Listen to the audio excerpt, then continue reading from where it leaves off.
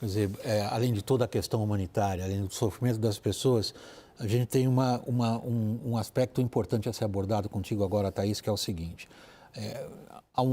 Já há um peso nas contas públicas brasileiras, muito antes dessa tragédia.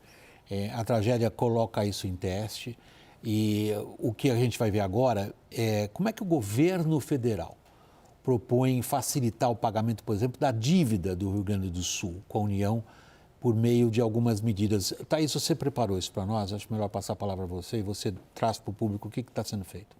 Hoje foi um dia de anúncio. O ministro Fernando Haddad e o presidente Lula anunciaram, então, essa suspensão do pagamento da dívida do Rio Grande do Sul por 3 anos, mais até do que havia expectativa de 2 anos.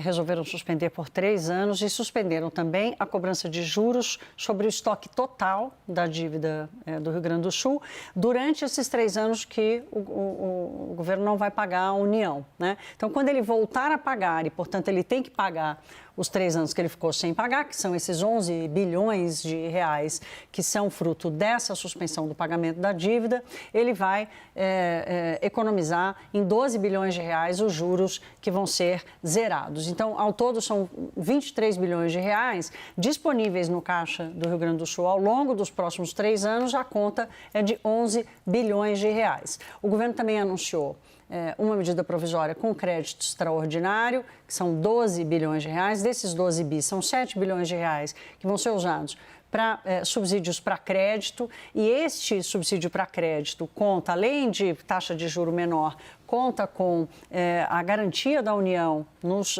fundos garantidores para alavancar operações de crédito que podem ficar entre 30 e 50 bilhões de reais na conta do governo federal e 5 bilhões de reais em recursos dos ministérios para ajuda direta ao Rio Grande do Sul. Esse é um tema delicado, William, porque quando a gente fala assim, né, da limitação das contas públicas do governo, parece que há uma limitação na ajuda. Não é isso. A limitação, ela é real, porque temos um país que está em déficit há quase 10 anos, com o endividamento público crescendo. Não há espaço para uma reação contundente numa necessidade como há hoje. Eu conversei mais cedo com a Samar Maziad, que é a analista sênior da agência de classificação de risco Moody's. Vamos lembrar, a Moody's melhorou a nota, a perspectiva da classificação de risco do Brasil, não a nota, mas a perspectiva há 15 dias, há quase 15 dias, mas hoje levantou um alerta dizendo, olha, o desafio das contas no Brasil vai aumentar diante do impacto dos gastos com o Rio Grande do Sul. E ela diz o seguinte, falou, olha, aqui é uma questão que reforça essa cobrança que a gente faz da importância de se ter um equilíbrio fiscal, uma consolidação fiscal. O arcabouço fiscal ainda está sob avaliação, né? Ainda precisa construir a sua credibilidade. Então, é uma necessidade que chega, que não pode ter limite sobre a necessidade, mas há um limite real da ação, não só legal, institucional, federativa, mas também financeira.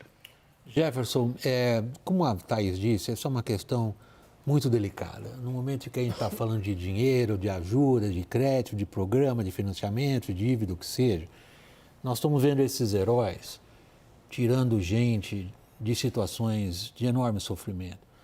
Nós estamos vendo um enorme número de pequenos produtores que perderam as 40 vacas que tinham para produzir leite, que perderam o seu pequeno rebanho suíno, que perderam a sua loja, que perderam o que tinham. E aí vem nós aqui, jornalistas, sentados no ar-condicionado, no carpete, falando de dinheiro.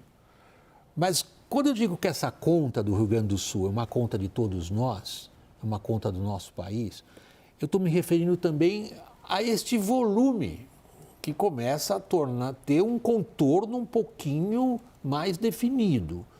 O que é que essa tragédia, cujo alcance a gente ainda nem sabe direito qual vai ser, o que ela já começa a impor para a sociedade brasileira no seu total?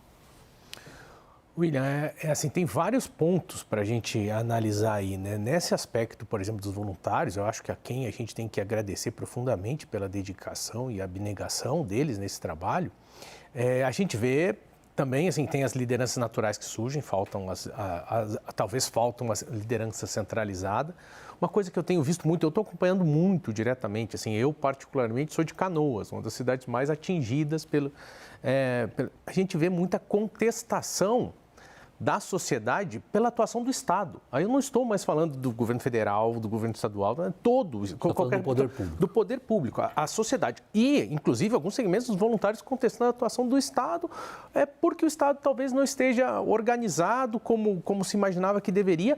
E, assim, eu tive uma experiência, talvez uma das experiências mais pesadas e ricas da minha vida foi estar na linha de frente na pandemia. No Ministério da Economia, Secretaria do Tesouro. E aí eu também me solidarizo com todos os agentes públicos que eu tenho certeza que estão tentando fazer a coisa da melhor maneira possível.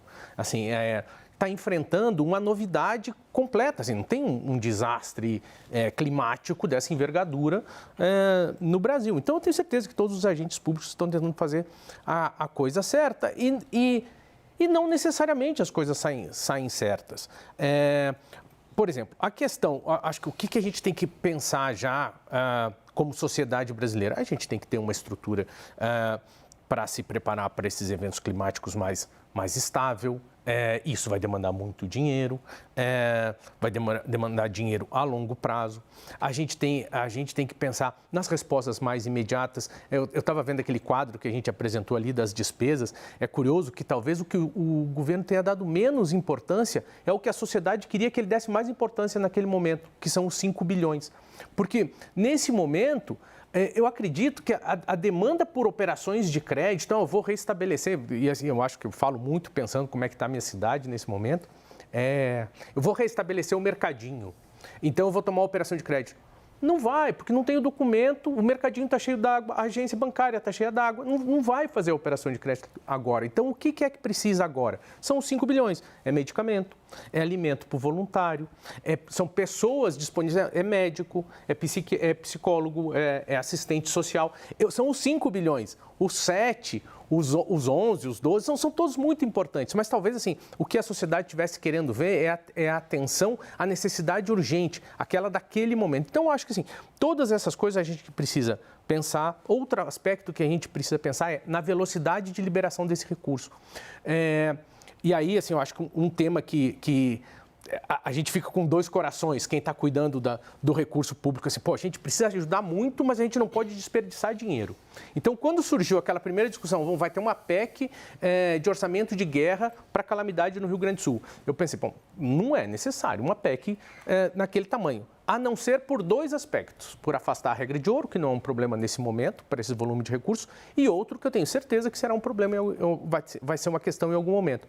Regime extraordinário de contratação, regime extraordinário fiscal, regime extraordinário orçamentário financeiro. Está previsto na nossa Constituição, artigo 167b, que a gente incluiu através da emenda constitucional 109, mas requereria uma calamidade nacional. E foi decretada uma calamidade em parte do território nacional, não pode acionar o mecanismo.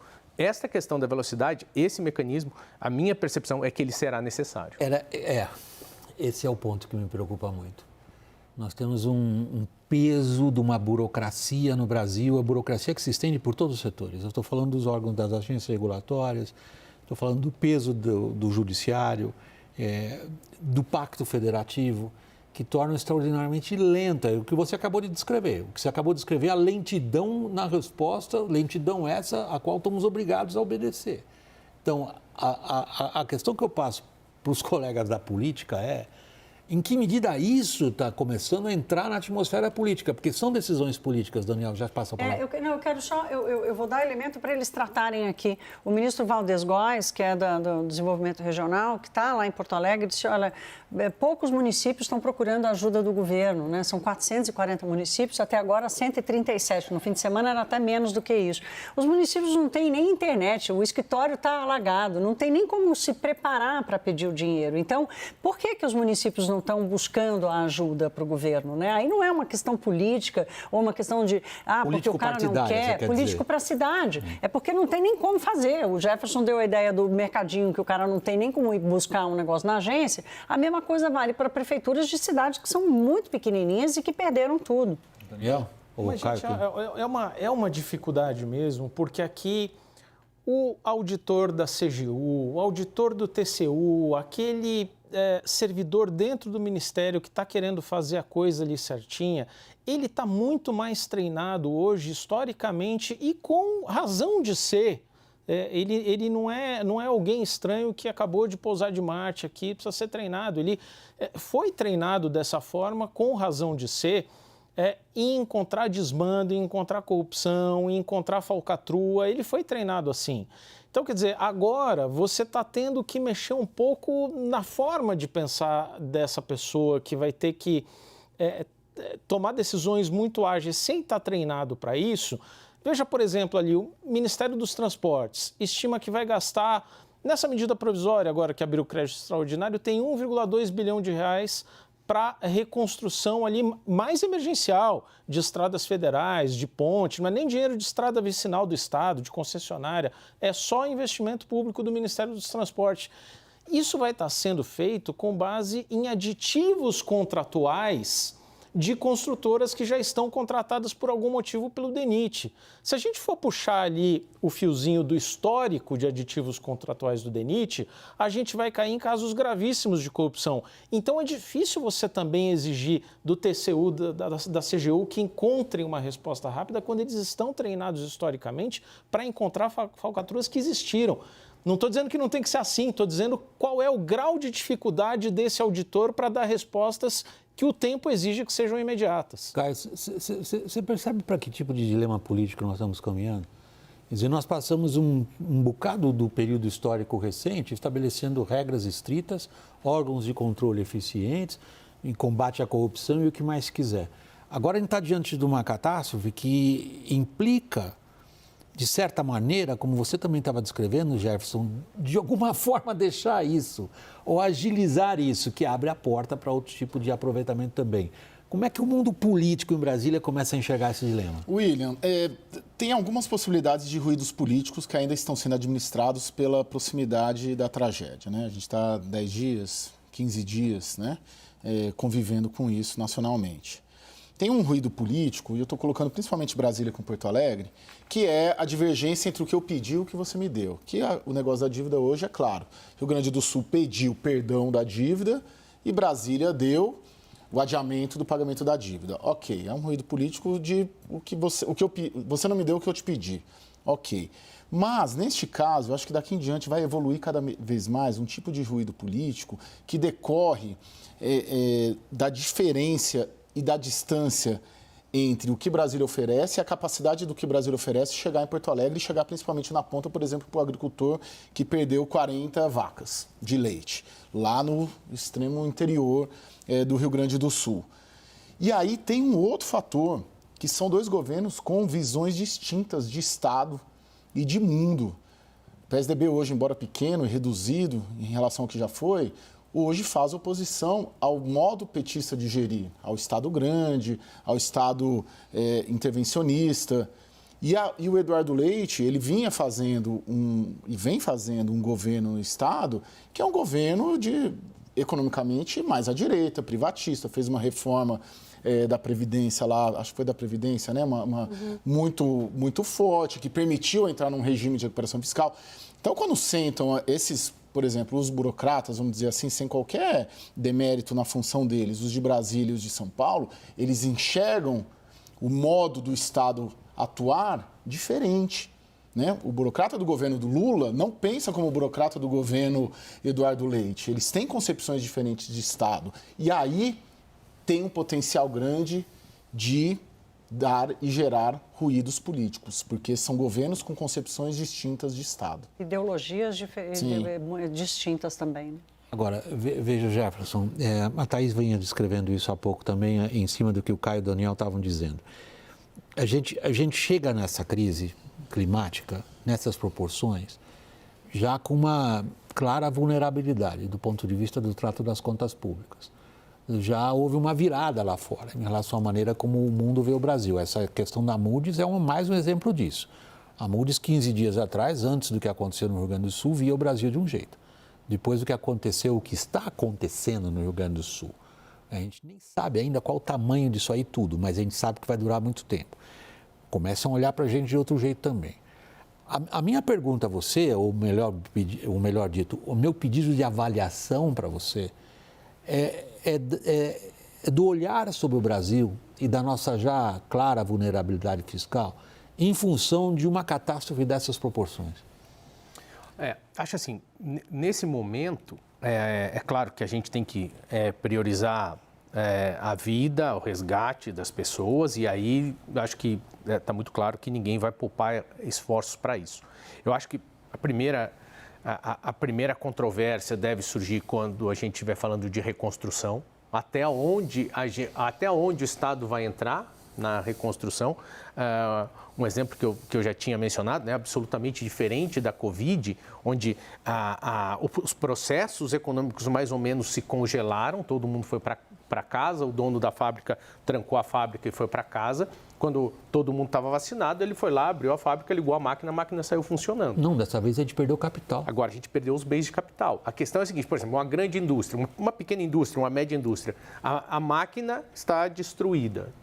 Tá bom, baixou, até encomendar a máquina e até chegar a outra máquina. Quanto tempo isso vai demorar? Então, assim, como tu mesmo disseste, a gente não tem a dimensão do que está acontecendo. No final de semana, a gente teve um trecho de um bairro em Gramado que desabou, na cidade de Gramado. A gente teve uma ponte que faz a ligação entre Nova Petrópolis e Caxias do Sul, que desabou.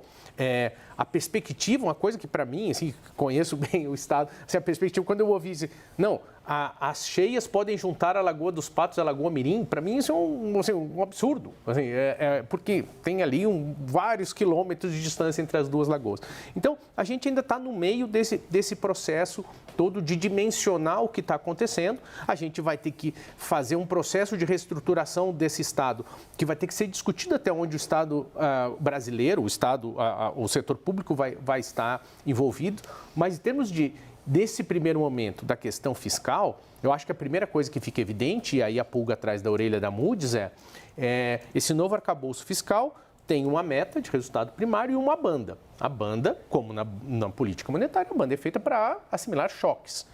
A gente teve um choque e não tinha espaço na banda. Nem a banda, né? Nem a banda, então, a gente não tinha banda. O espaço era... Bom, esse cara era para entregar um déficit de 0, ele tinha 0,25 do PIB para assimilar choques. A gente já estava trabalhando no piso da banda, para assimilar os choques a gente teve que fazer crédito extraordinário fora da meta. Então, assim, está muito evidente que a primeira coisa que o Estado precisa pensar até para assimilar esses choques, ele precisa ter um rigor fiscal maior, que é para que ele não tenha que recorrer a esses expedientes fora da meta para fazer o enfrentamento da crise sem passar um sinal de desestabilização fiscal. Daniel, aí na capital federal, essa pergunta aí que o Jefferson está levantando é crucial também. Quer dizer, dá para entender como as autoridades estão nesse momento completamente envolvidas nas questões emergenciais mais imediatas, sobretudo ligadas à crise humanitária. A gente não cansa de sublinhar isso aqui no WW. Antes de mais nada, isso daí é uma crise humanitária. E diante de uma crise humanitária, não há por que ficar contestando se vai gastar muito ou vai gastar pouco. Mas, além da crise humanitária, a gente vai ter uma crise imensa de reconstrução. Não é simplesmente como a comparação com a pandemia é ilustrativa mesmo, Jefferson, porque ali a gente não perdeu o capital em cima do qual as pessoas vão ganhar, vamos dizer, o seu dia a dia. Há algum pensamento um pouco mais adiante em Brasília em relação a esse desafio? William, da mesma forma em que eu percebo um sentido de urgência muito grande do governo, do Poder Executivo e uma capacidade de articulação institucional com outros poderes, com Câmara, Senado, TCU, Governo do Estado, municípios, que eu não havia sentido nesses 15, 16 meses de governo Lula 3, me parece que falar de hoje, neste momento, de sustentabilidade fiscal, recuperação das finanças públicas, quando a gente pega este fato aqui, a tragédia no Rio Grande do Sul, E isso me parece extremamente proibitivo de se falar no Palácio do Planalto, no Ministério da Fazenda, nos meios políticos, como se fosse um palavrão, como se fosse um assinte você falar em sustentabilidade fiscal neste momento.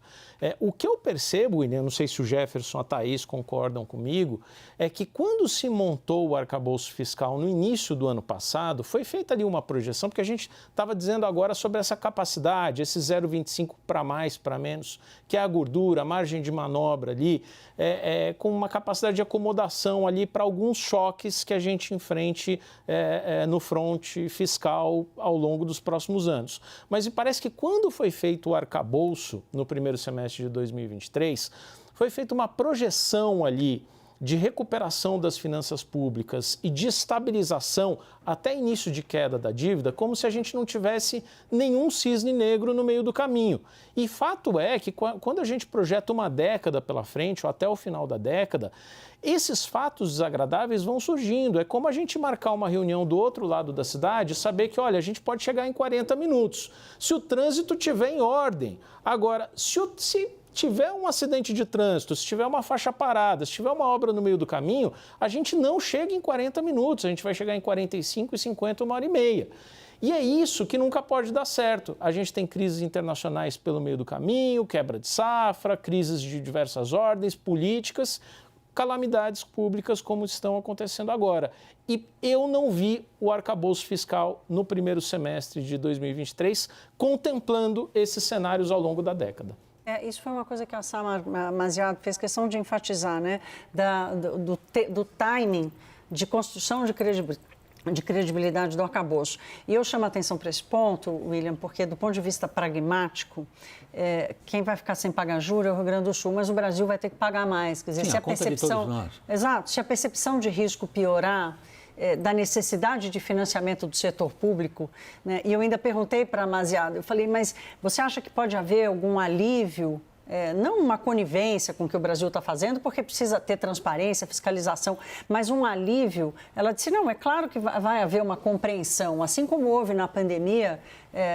Ninguém está discutindo um pacote de estímulo fiscal, nós estamos discutindo um pacote de ajuda e que demanda uma necessidade fiscal, é um pacote de reconstrução e não de estímulo à economia, né? O problema é que esse governo já está calçado no pacote de estímulo à economia. Então, o que vai precisar entender é quanto o governo federal vai estar disposto a retirar o pacote de estímulo à economia para substituir, dada a limitação fiscal, para substituir pelo pacote de reconstrução. Eu acho que é zero, mas eu queria ouvir o repórter de política. Não, na minha percepção, a grande dificuldade vai ser quando essas medidas chegarem no Congresso Nacional. Isso a gente vai estar falando daqui a um mês, daqui a 2 meses, 3 meses, porque outros estados também que estão em regime de recuperação fiscal e que têm dificuldades fiscais também, certamente vão aproveitar de alguma maneira para entrar o bonde de possíveis benefícios fiscais, tais quais o Rio Grande do Sul, mesmo sem estarem passando por tragédias. O Rio de Janeiro recentemente pediu suspensão do pagamento da dívida. Minas Gerais também. Sim, então a tramitação de tudo que está sendo feito, ela tem um potencial de virar uma necessidade de um espaço fiscal muito maior do que ele está hoje só com o Rio Grande do Sul. E esse é um desafio do governo e da equipe econômica. O Jefferson, aí vem a pergunta maldita. A gente vê o que essa catástrofe significa de destruição numa parte do Brasil, no Rio Grande do Sul. O que ela já projeta na sua visão de especialista e do cargo que você ocupou na Secretaria do Tesouro? O que ela já projeta sobre a questão fiscal? William, acho que, assim, retomando ali a questão do Daniel, sobre... Acho que uma das coisas que ela suscita é a reflexão sobre a trajetória das nossas contas fiscais e a capacidade do nosso arcabouço fiscal de atender eventos como esse. Essa eu acho que é uma das primeiras coisas. E o Daniel fala assim, o arcabouço foi feito sem prever que poderia encontrar um cisne negro. Eu acho que, abusando um pouco da analogia, eu acho que o arcabouço foi feito ignorando que ele estava chocando pelo menos uns 3 ovos de cisne negro no caminho. E eu digo quais são. O arcabouço fez, esquecendo a velocidade que ele estava religando de crescimento do mínimo da saúde e educação, esquecendo a velocidade que ele estava religando da velocidade de crescimento das emendas parlamentares e da política de valorização do salário mínimo. Então, quando eu digo, olha, a nossa meta é 0 e eu tenho 0,25 para absorver choques, e eu estou usando esse 0,25, por que eu estou usando esse 0,25? Porque eu acionei com o arcabouço fiscal mecanismos de correção automática das despesas que estão consumindo esse espaço. Então, assim, a reflexão que a gente faz eu acho que vai ter que ser feita uma discussão importante sobre o papel do Estado na reconstrução do Rio Grande do Sul, do setor público na reconstrução do Rio Grande do Sul. Se querem que o Estado dê uma contribuição para a retomada da economia brasileira, o Estado tem uma estrutura produtiva significante dentro do Brasil. Assim, um parque industrial, até pouco tempo atrás, a indústria de transformação do Rio Grande do Sul era a segunda maior do Brasil. Perdia para Minas Gerais por causa da indústria a indústria extrativa. Então, se querem que essa indústria reestruture, a gente tem programas para sustentar o desenvolvimento de certas regiões há 40 anos, há 50 anos. Não valeria a pena fazer um programa de reconstrução da indústria desse Estado, que já entregou sem incentivos uma indústria forte? E aí eu digo, fazer um programa nos moldes da Sudene. Olha, vai ter dos benefícios de imposto de renda, vai ter benefício de imposto de renda tal por tantos anos para recomprar o maquinário dessa indústria. Nos moldes da Zona Franca de Manaus, por 2 anos para reconstruir a indústria desse Estado. Isso vai desafiar as bases da nossa política fiscal. Não só do ponto de vista do montante a ser gasto, mas do arcabouço legal. Porque, eventualmente, precisaria de compensação, se não tiver a dispensa. De repente, não teria a velocidade necessária para construir, porque não está excepcionalizado esse regime extraordinário de contratação. Enfim, a gente vai ter que rediscutir o nosso arcabouço legal e, principalmente, até onde a gente quer ir nessa reconstrução. Aí vem esse imponderável, que é essa catástrofe monstruosa, e pega a nossa discussão num momento muito delicado. Qual o momento delicado que a gente está? Oneração, desoneração, renúncias fiscais, e nós estamos num delicado momento de negociação entre o governo para garantir suas medidas arrecadatórias dentro do Congresso. Que impacto isso já está tendo, Caio? Bom, reforma tributária saiu da agenda, né? A gente viu que estava tendo, foram até indicados os nomes dos grupos de trabalho na sexta-feira, mas ela perde uma força no noticiário. Só que, se a gente considerar que essas medidas todas da agenda legislativa econômica, da equipe econômica, do Haddad, do governo, elas tinham uma dificuldade no Congresso, e se a gente considerar que o governo federal, do ponto de vista político, consegue colher potencialmente muito mais louros e capitalizar muito mais politicamente com essa agenda do Rio Grande do Sul, no qual, na minha avaliação, está indo bem, né? O governo Lula está indo bem, abraçou e virou o tema principal do governo. É uma agenda positiva. Essa agenda, para o governo, é negativa, para o governo, porque ela gera desgaste com o Congresso, ela exibe ali uma aliança política do Palácio do Planalto com o Supremo Tribunal Federal. Então, de certo modo, não é confortável dizer isso. Mas, em termos de agenda, essa agenda em que o governo estava atolado de dificuldade, de aprovação, de fazer caixa, de aumentar a arrecadação, de negociação com o Congresso Nacional, de tentar consertar o fiscal, ela acaba sendo sobreposta por uma agenda positiva, uma agenda humanitária, uma agenda de busca de soluções e de empatia, né? De socorrer quem está sofrendo. Exatamente. Politicamente, para o governo, essa agenda do Rio Grande do Sul é muito melhor do que essa agenda. Daniel. William, só por falar em socorro, a gente recebeu uma informação aqui confirmada pelos nossos repórteres, para dar o devido crédito, Theo Cury e Larissa Rodrigues, de que entre amanhã e quarta-feira, mas provavelmente amanhã, o presidente anunciará uma espécie de auxílio emergencial, um voucher, mas em uma única parcela de R$ 5.000 por família desabrigada. Estamos falando aí em torno de 100 mil famílias desabrigadas que vão receber esse dinheiro. Primeiro se pensou numa linha de crédito ali com juros baixíssimos para a linha branca, principalmente para as pessoas comprarem geladeiras, máquinas de lavar, itens essenciais que foram perdidos. No final das contas, se chegou à conclusão de que esse caminho do voucher, do benefício entregue diretamente no valor de R$5.000 seria o mais adequado. É isso. Essa é a cobrança que o Jefferson chamou a atenção aqui, né? O governo do Rio Grande do Sul já tinha anunciado que vai dar R$2.000 para famílias desabrigadas. São muito mais do que 100 mil.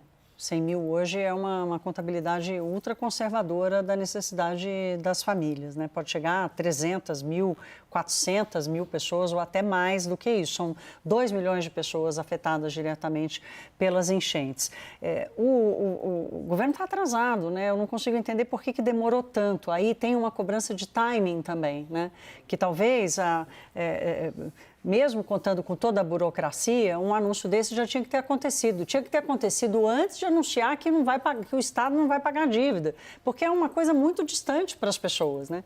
Então, politicamente, se anuncia primeiro que o Estado não paga a dívida e daí 2, 3 dias depois, ou seja, mais de 3 semanas depois que a crise iniciou, você vai aparecer com aquilo que vai dar um alento para as pessoas que perderam tudo, né? Então, acho que tem um desafio político aí importante, pode ajudar, claro, vai se somar ao dinheiro que o governo do Estado já vai dar, mas até para isso, William, eu acho que tem que estreitar a coordenação. Um vai dar 2 mil, outro vai dar 5 mil. Qual é o cadastro que vai usar o Rio Grande do Sul? Qual é o cadastro que vai usar o governo federal? Essas pessoas se encontram. Acho que aí vai demandar ainda mais coordenação para fazer com que esse dinheiro seja eficaz. É disso que a gente está falando.